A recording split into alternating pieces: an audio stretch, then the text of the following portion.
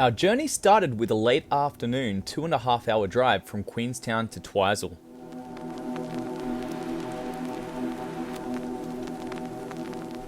Under the setting sun, the trip took us over the Lindis Pass, which is the highest point on the New Zealand South Island State Highway network.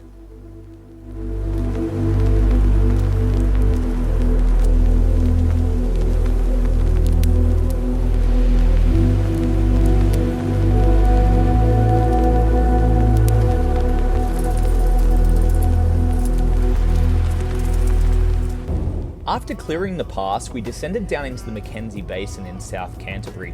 The area was named in the 1850s after a Scottish shepherd and sheep thief named James Mackenzie, whose antics earned him a place as a character in New Zealand's settlement folk history.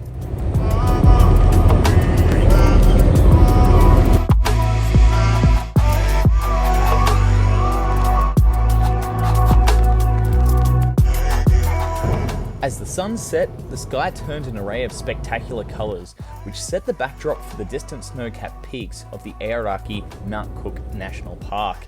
We couldn't help but take a detour to the lookout before making our way back to Twizel for the night.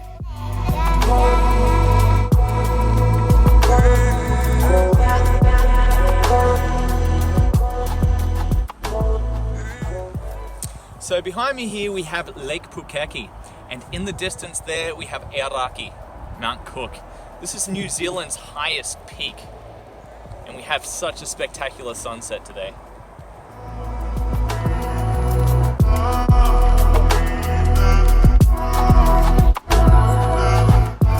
The following morning we awoke to dense fog.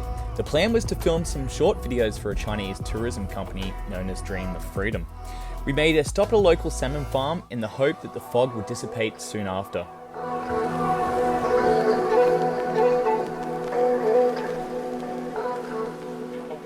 So we're at the High Country Salmon Farm, and we have some little fish feed right now to feed the salmon. It's an interesting place. Oh, is that like a salmon mornay pie? Yep. Woo! So you can get some of these.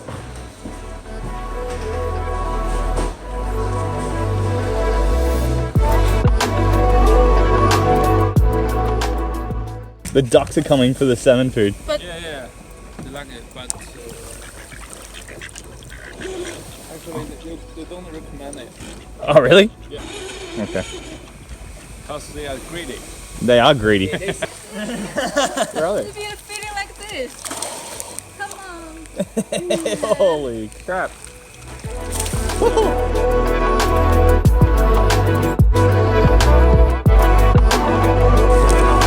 Holy shit! This is so cool! Oh yeah, they'll come.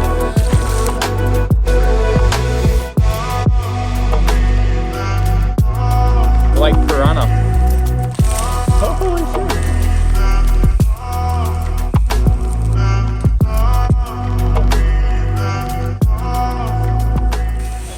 So the type of salmon we have here in New Zealand is known as glacial mountain salmon. In other parts of the world it might be known as Chinook, King or Pacific salmon. You can see all these little cages around here.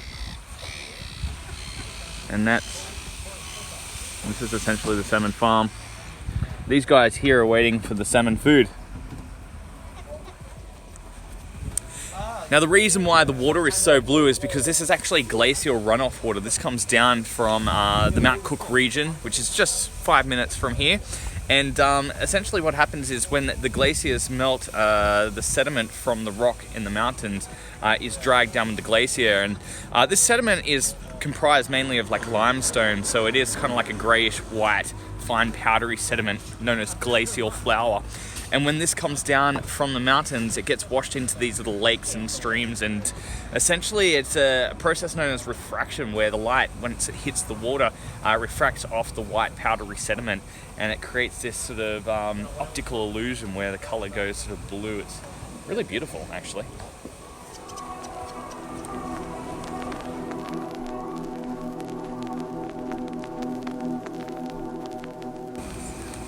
So I have a whole pack here of this food, and this food is all naturally sourced. So farm salmon is actually quite healthy. You know, they're very much restrict the type of materials fed to the salmon.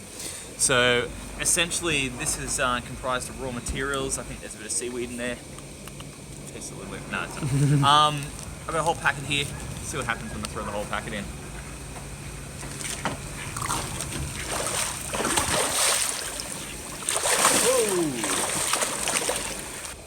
So the mountain glacial salmon that we have here in New Zealand, as I mentioned before, is also known as Chinook salmon elsewhere in the world. And we actually have the world's largest supply of Chinook salmon.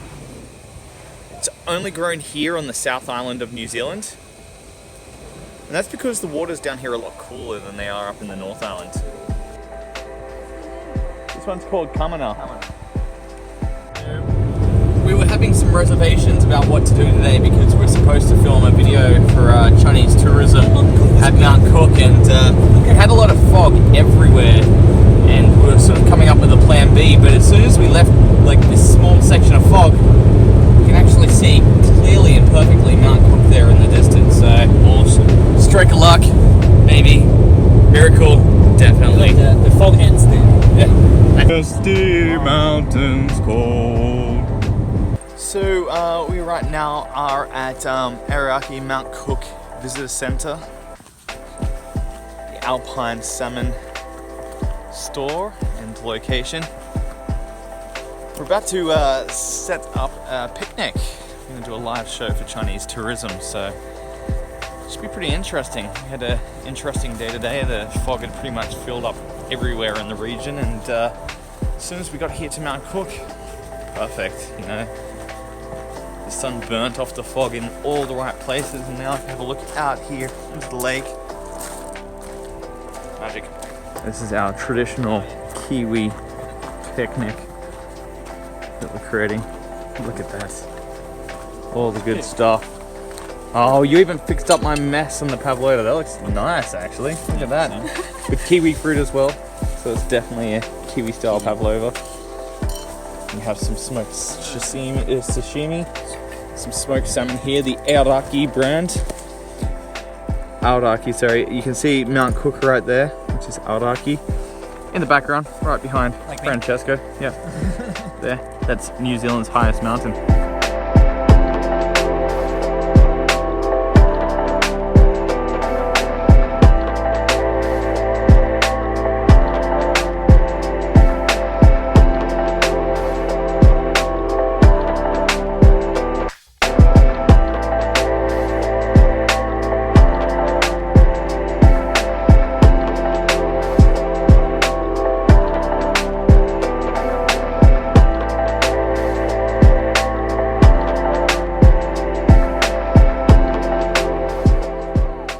Those beautiful colours in the background there. I feel the entrance of the fog. We had one more night to rest up in Twizel before our 2-day hike in the nearby Lake Ohau, Hopkins Valley region.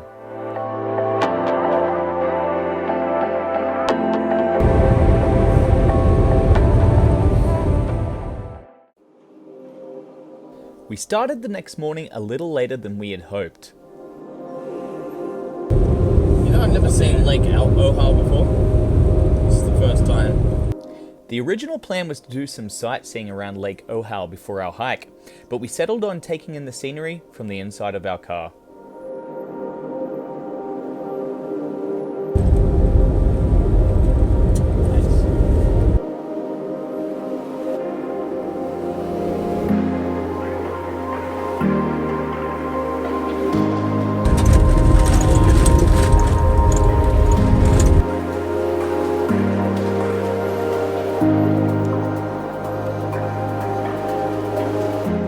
At the end of the lake is the Hopkins Valley, a large flat plain formed by glacial movement during the last ice age, which is now reduced to hosting two small braided rivers, the Hopkins and the Dobson, which feed into Lake Ohau.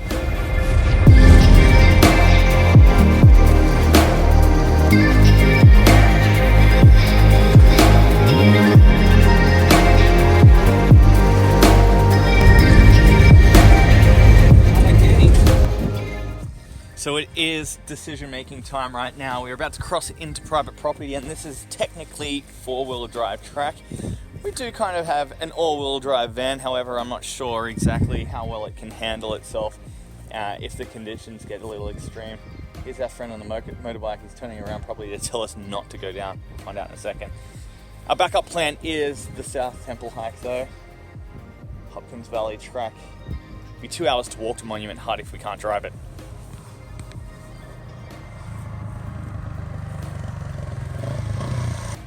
So this guy that we just had a chat to before has basically come back and said to us it's a no-go zone. So yeah, I'm gonna turn around and do South Temple instead. All right, so this is our new alternative option. We are doing the Temple Valley up to South Temple. We have decided that we will actually finish up and do the one that we intentionally did, which is known as the Broderick Hut, next summer or spring. We'll take some mountain bikes and then we'll basically cycle out there. What is supposed to be a 2-hour walk to the Monument Hut where the trek starts. We'll cycle out there, tackle that easy, and then we'll have the extra time. This time of the year, we're in late autumn now, and the days are really short, so we don't actually have the same opportunity as what we'd have in the summertime.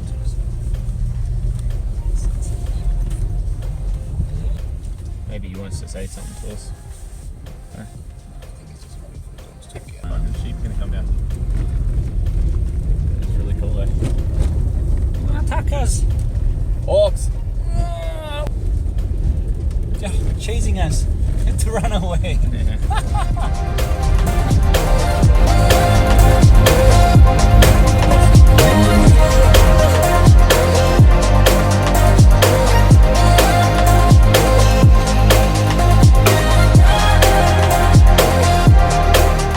Starting from the temple campsite, hikers and trampers have two options, the North Temple Valley to the right or the South Temple Valley to the left, which can be connected on a 2 to 3 day journey via the Gunsight Pass if conditions allow.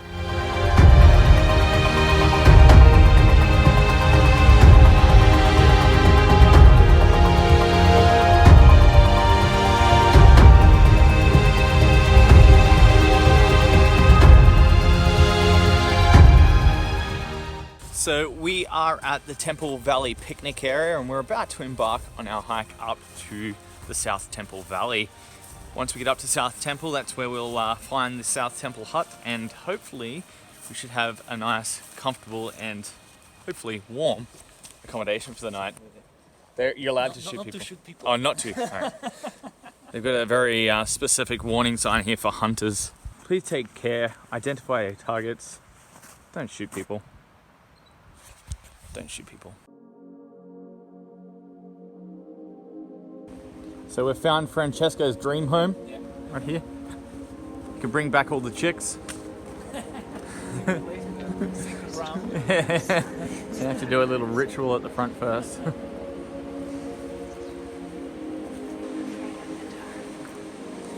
And that up there is the South Temple Valley.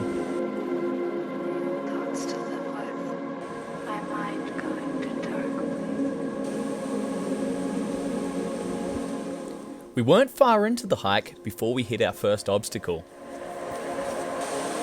What's the plan?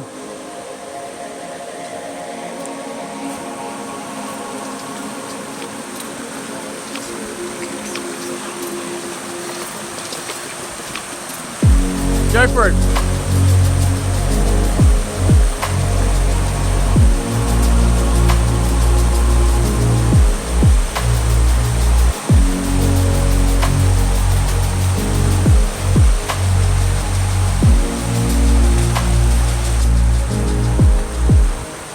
So I have to cross this river. I keep making my way up, seeing if I can find somewhere a little bit narrower, and every time I get to a corner where it looks narrow, it seems to look something like this. Go. Shane is physically stuck in the middle of the river. He's trying to attempt the crossing.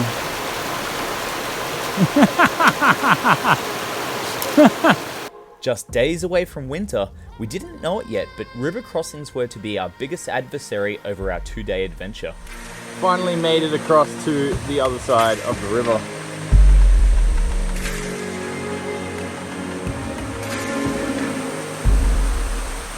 So we've found some interesting models of possum traps. I haven't quite seen these ones before.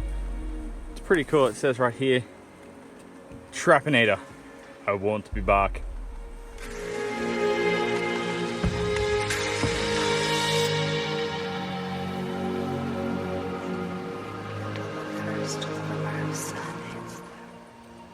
Francesco was saying earlier that I'm a fun guy, so pretty cool, these mushrooms. Oh, species.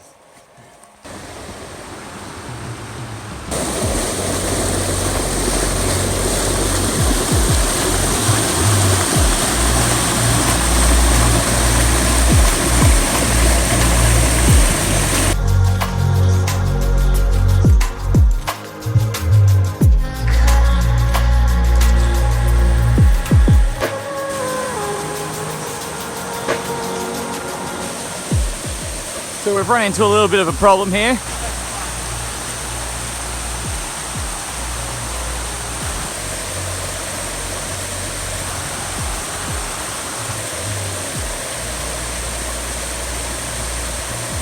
One small step for Francesco, one giant leap for Shane.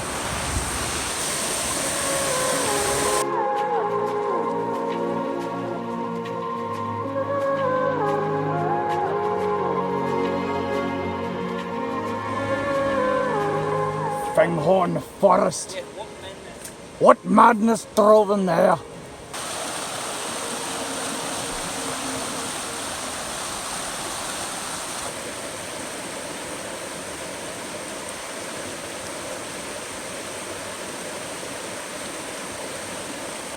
So this is a native New Zealand grass known as the toi toi.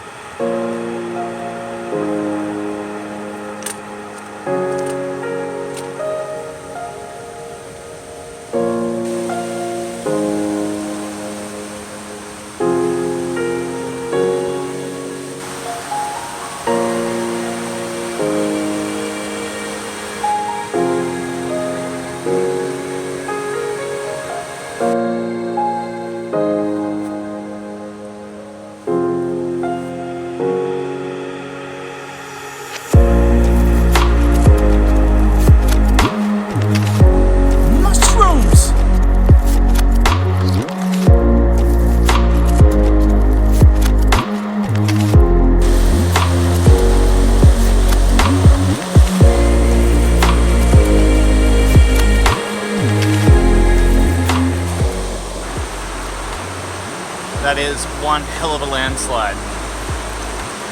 And it's also our path.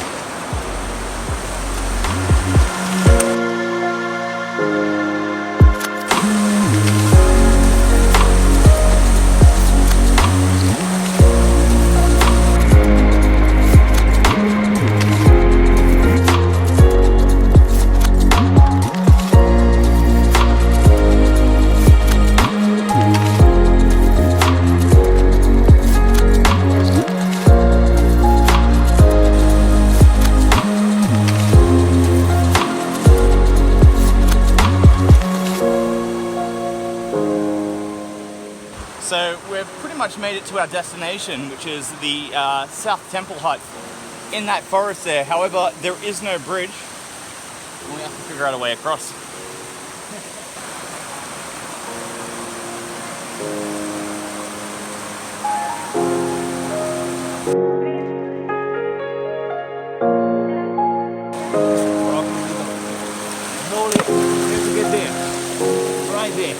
So doesn't seem to be a pathway. we've traversed up and down this river trying to find a spot to cross, and we've been here for almost an hour now trying to figure this out.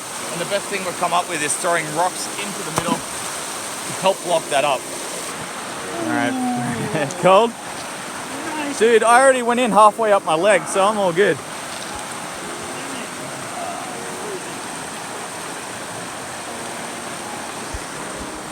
It is winter in 2 days.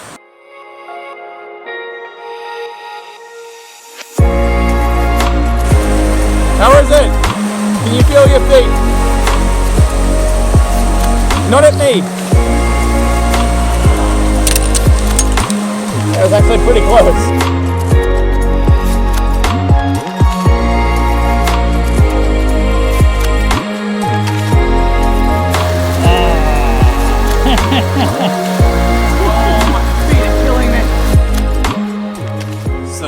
that was one of the coldest experiences of my life. Absolutely freezing. My toes are still frozen. We've been here for about 45 minutes or an hour now in the hut. Obviously the first thing is the fireplace. Barrels here of wet wood. So it's taken a long time to get that started. But yeah, even Francesco was saying, you know, going across that river there, your feet were just absolutely frozen like ice blocks, and you know, the first instinct is to really just, you know, run through as fast as possible, but because the rocks were so slippery, you had to really take your time and focus. So it's quite a hard and difficult experience, but we're here now and hopefully we'll be warm for the night. A little bit of a frosty morning down here. It's ice baby. So now we say goodbye to our beloved South Temple Hut. We'll be making our way up to the Gunsight Pass, and our new plan is to descend right down into the North Temple Valley. So hopefully by doing that, we'll be avoiding crossing the river. Fingers crossed. Disorientated from a night of regular waking to tender, smouldering fire of damp wood, we started our journey in the wrong direction. This is where we're going. Up here. Gunsight Pass. So after a couple of miscalculations, we're finally on the correct trail. Good thing we have a GPS. Highly recommend if you're doing backcountry hiking, take yourself some sort of GPS.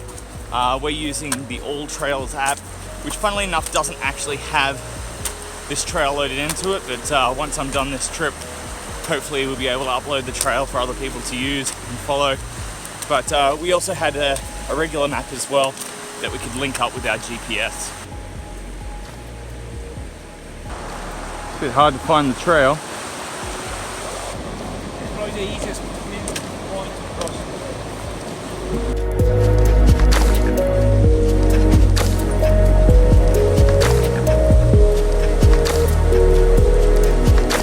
And this is where we're going, right into the sun. We're so grateful for these markers. Without these markers, we would be lost, because it just looks like wilderness. I have this feeling that we're going to have to cross the river again soon. But at least here it's not quite as deep. The further up the river you go, generally the shallower it is, because all the little streams and tributaries haven't quite added to the bulk of the river. So hopefully this is okay.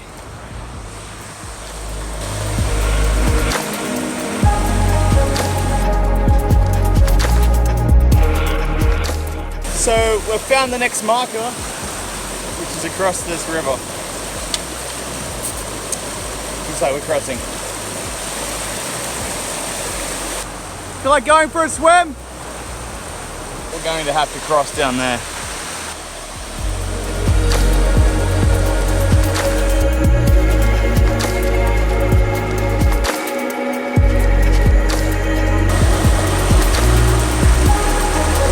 How is it?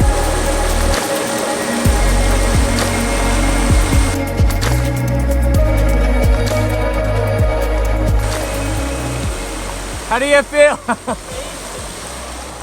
We're 2 days away from winter. So I've put on my wet socks from yesterday. Hopefully they'll give me a little bit of grip as I'm crossing the river.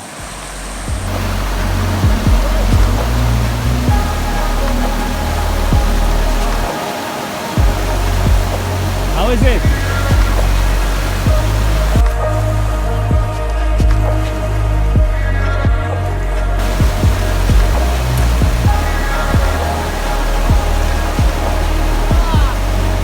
Chilled stiff at freezing cold temperatures, and yes, that's frost on the ground. Andiamo. Wow, this is really cool. It's a bit hard to see with the glare of the sun, but we're surrounded by peaks.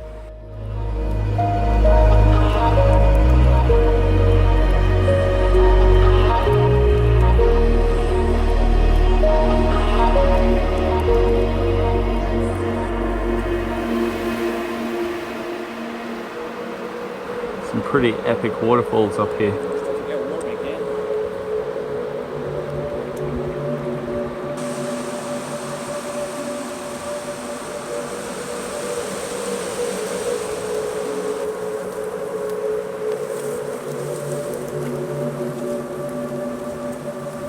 What's up? There's another river crossing.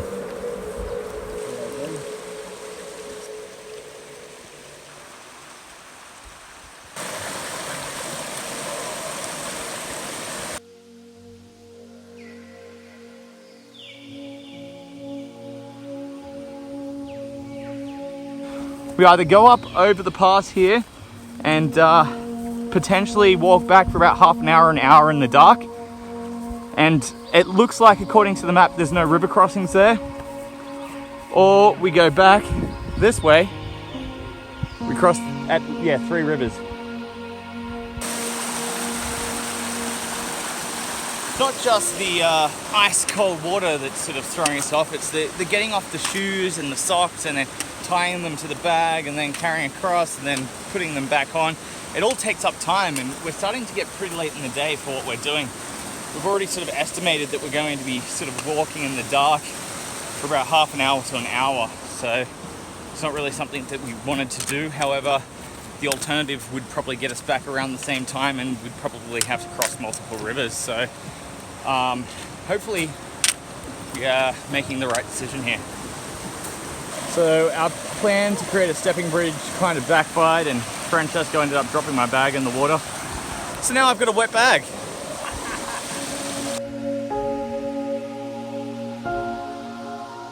Well, that's a great sign. The sun's gone down over the mountains, and we still need to cross over here. How are you feeling, Francesco? Nice feeling. It's actually starting to get really cold now, but that sun's gone down. How you feeling, Franny? Better?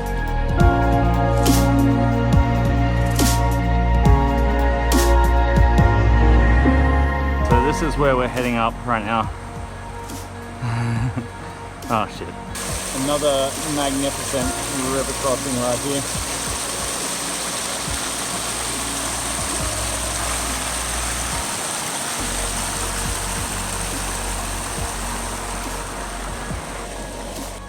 All right, so this is the direction that we're about to head.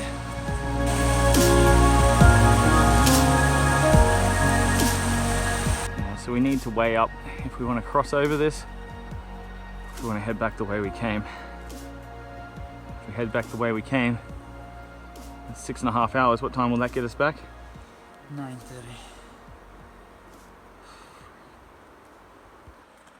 That lake there is frozen solid. You can see all the ice formed on top of that. So we can't really see the path anywhere. Yeah, maybe we should turn back. Afraid so. Not to sleep in the middle of the mountains. It's too cold. I didn't bring a tent either. Say, try again in summer.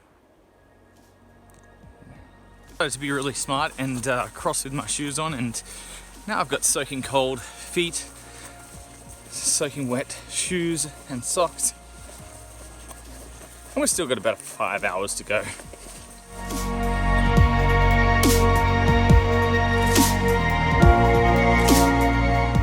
Getting close to sunset.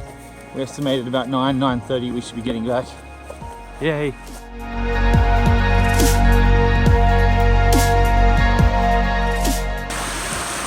And that's where that water comes from.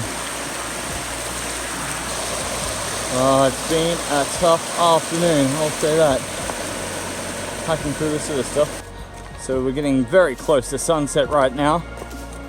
We've even got the moon up there, watching us, guiding our way. We're about halfway now.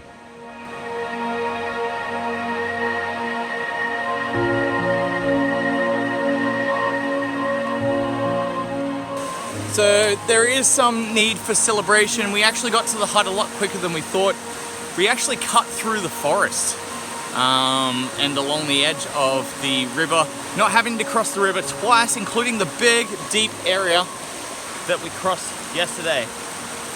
So 3 hours to go. Francesco rock climbing, free solo.